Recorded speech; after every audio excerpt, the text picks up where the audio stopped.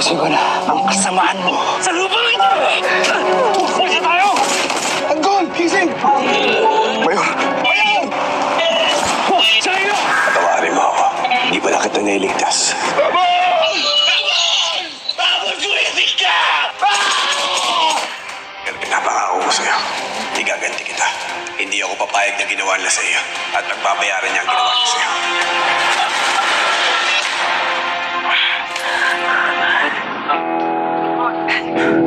Boss, may kailangan kayo malaman. Ano? Inyo, yun yung taong hinahanap ni Boss Ramon. Hoy! Oh, ano? Tanga ka ba? Ano sabihin natin kay Papa? Na nakarap natin na laki yun pero wala tayong ginawa. Ngunit mag-isip ka, ha? Magmumukha tayong inuutin pag sinabi natin sa kanya yun. Kaya di ka dapat magsasalita. Wala kang sasabihin sa kanya. Sasabihin natin kapag patay na siya. Ikaw din.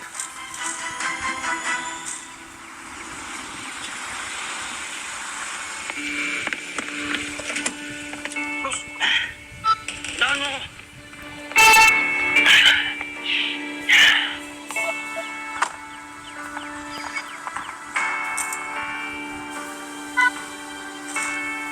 Sumunod ka pa rin sa mga kabalyero. Paano ang problema? Nilipit ko nang pumatay kay Pablo. Matutuwa mga kabalyero.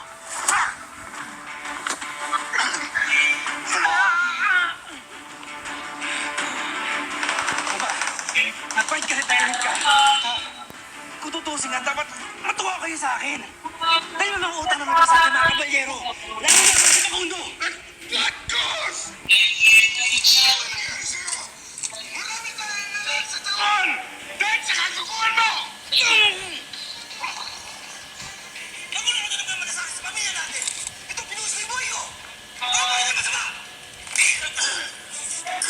Baka nakakalimutan mo kung sino ang kausap mo! Tama na yan! Ramon! Ha?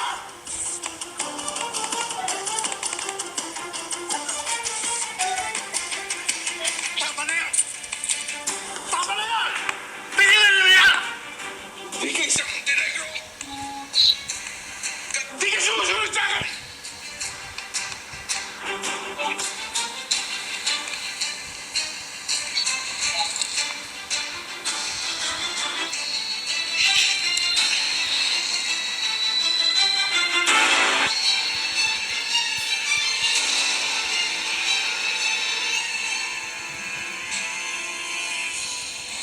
Tama bang itago ko ang katotohanan? Kapag ka nalaman ni Limon na si Tanggol ang nakabaril sa kanya, hahanapin at papatayin niya si Tanggol. Mando, Pare, ano kumusta si Rigora? Ano ba nangyari? nasa iyan pa eh. Sino po ba yung asawa ni Patient Imagine? Ako,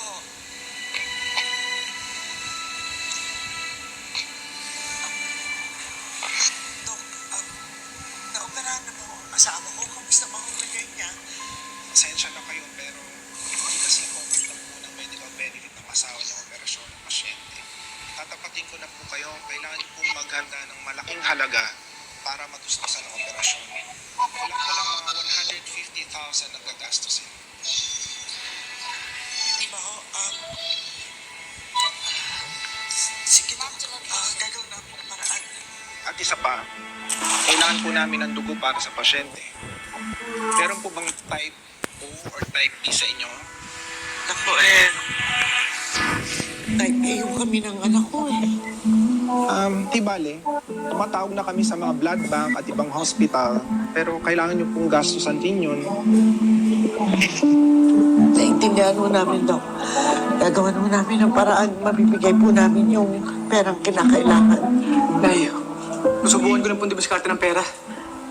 Excuse me. Salamat, Dok. Mando, alis na muna kami, ha? Ingat kayo, Mario. Ikaw na muna bahala, ha? Sige, ako yung bahala rito. Dok? Yes? Dok, type B po ako. Match po kami ni Rigor. Magdodonate po ako ng dugo.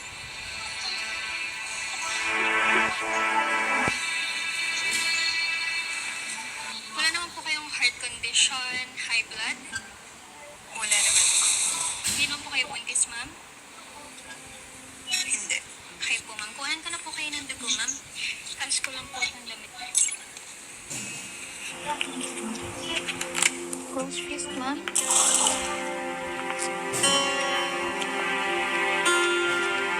Sanitize ko lang po yung area.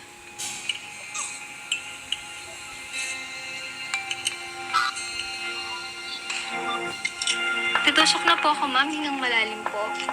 1, 2, 3.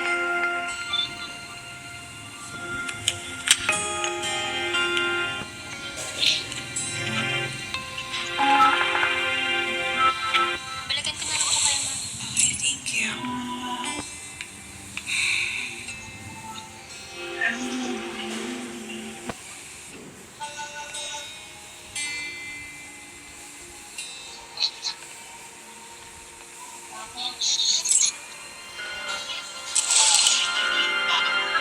Lena, bakit mo ginagawa to? Hindi ka pwede mag-donate ng dugo. Buntis ka. Mando, wala na akong pakialam. Sa hindi mo ba naiisip? Ako na lang ang pwedeng magsalba kay Rico ngayon. Kaya kahit isakripisyo pa sarili ko, handa akong gawin yun para sa kanya.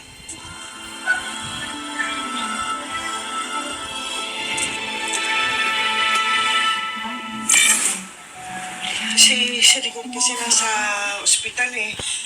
Eh, kailangan operahan eh. Baka lang ako. Kung mangungutang ka, kailangan mo ng collateral. Collateral? Meron bang bagay na may halaga, alahas? Eh, ito na lang wedding ring ko yung... Eh, wala nang halaga yan eh. Kahit pumayag ka na. Sigurado naman akong babalikan ni Tess yung siksik niya. Basta pag hindi mo natapos ito, ipapatok na ulo. Para magkahalaga naman.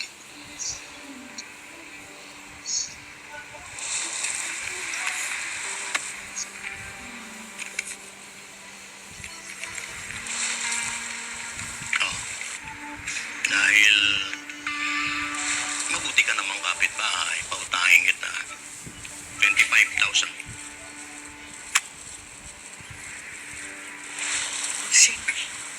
Hindi ba pwede talagang 75? Yan lang ang kaya sagad na yan. 40% ang tubo. Ang taas naman nun. Laki. Ayaw mo? Kung di mo, sa iba ka kumutang. Hindi, teka... Ano? sige.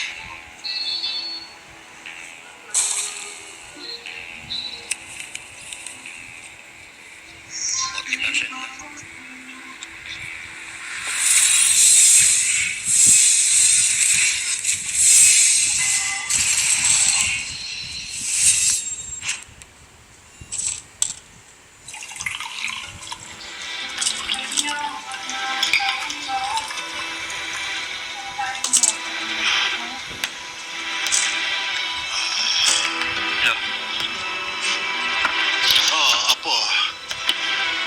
Kumusta yung pangasugat mo? Medyo okay naman po. Hindi na ganun kasakit.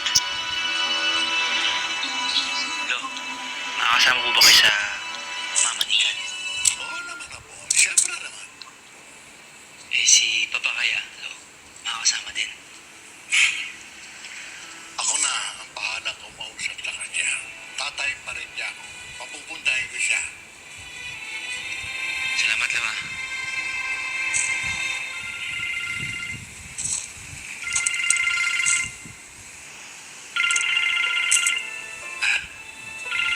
Lo, saglit lang.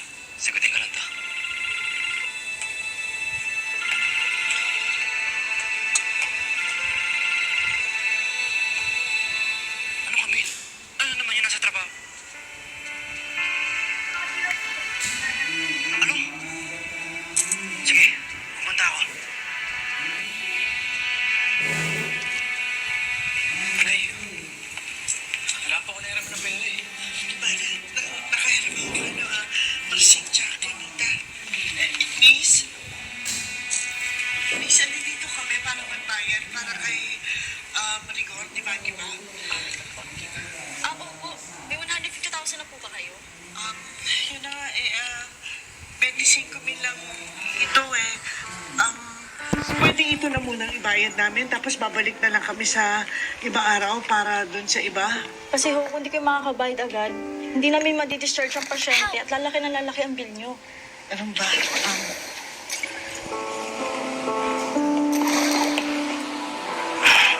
Kumusta yung lagay ni tatay? Yun nga, nagkabarilan eh, tinamaan siya, kaya kailangan siya operahan kaagad. Miss, magkano yung babayaran? Yung buho? Aabot po ng 150,000 po.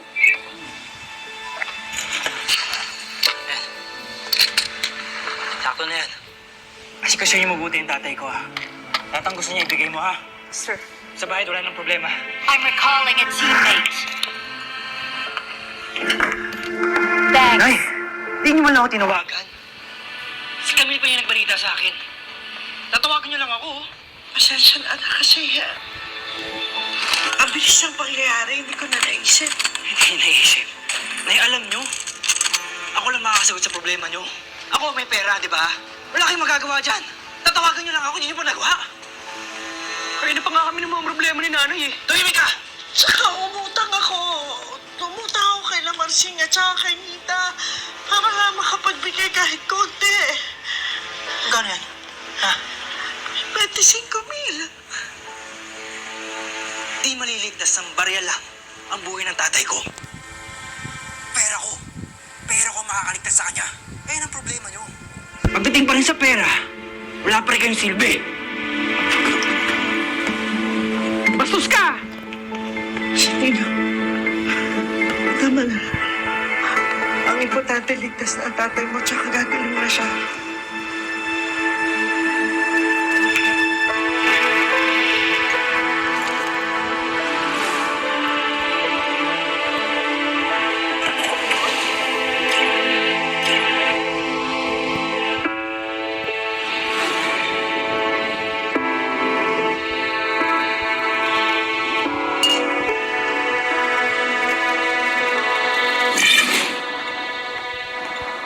Marcelo, may bisita tayo. Oh, Maka Santos. Ang buti nandito ka na. Ano nangyari sa'yo? Dinaril ko sarili ko para hindi pa ginalaan ko sa bot nyo. Yan ang utak talaga. Mabuti naisip mo yon. Ayan ang pera mo.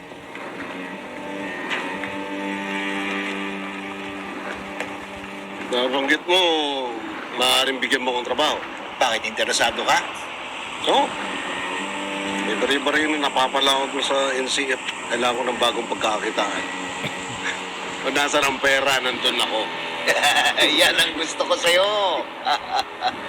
Tama-tama, parating na kayo sinatanggol. Magsisimula na tayo kagad ng trabaho.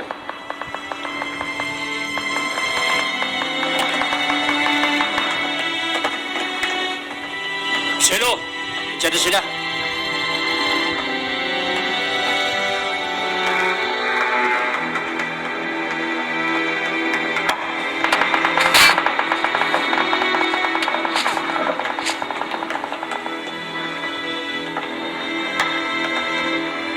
Bakit kulang kayo?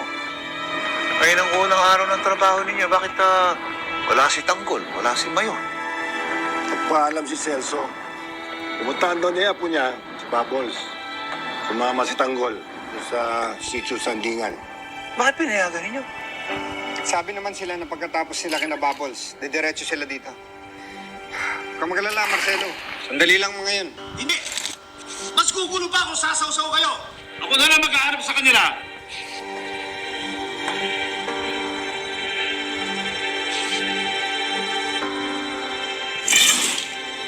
Pinaghanap ngayon ang mga preso na tumakas mula sa National Correctional Facility. Ayon sa police report, tumakas ang mga convicts gamit ang butas na nagmula sa loob ng pinagbuan at nakipagpalitan sa mga jail guards. Narito ang mga pangalan at mga mukha ng mga tumakas. Nakataka si Celso. Kailangan kong puntahan si Samantha. Sigurado ako doon siya magtatago. Sa ganong paraan, pwede akong tulungan ni Celso na makumbinsi si Samantha na sumama na sa akin. At ang tuluyan ko na siya nakalayo kay Tanggol. Fates can still recall you.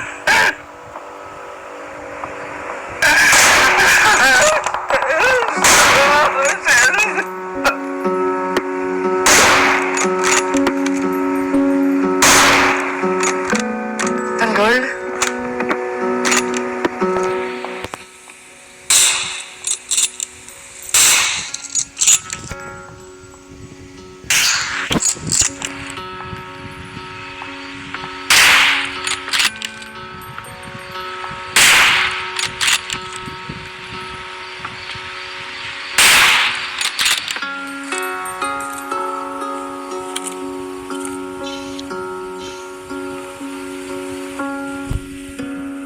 Awesome.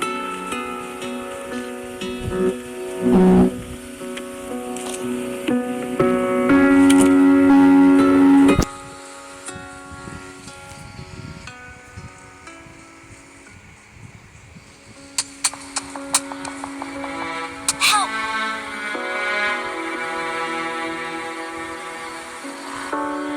Help!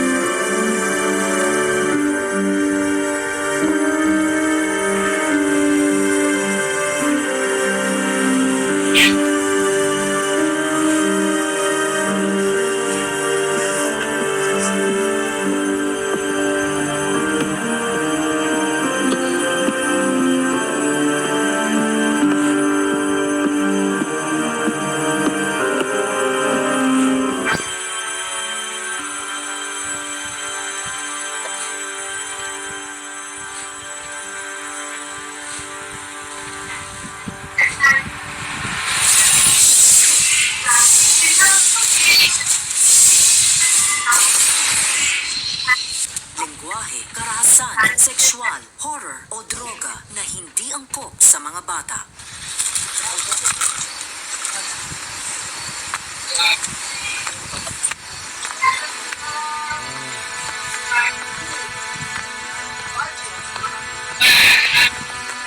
Watch out! Watch out! Help! Ale? Lo, may kalaban. May mga dumating sindayo at nanggulo. Sumugod nga po. May kalaban sa west side. Watch out! Mark the location. Mark the location. Kapiho muna kayo. Alimbing? Watch out! Si Bubbles.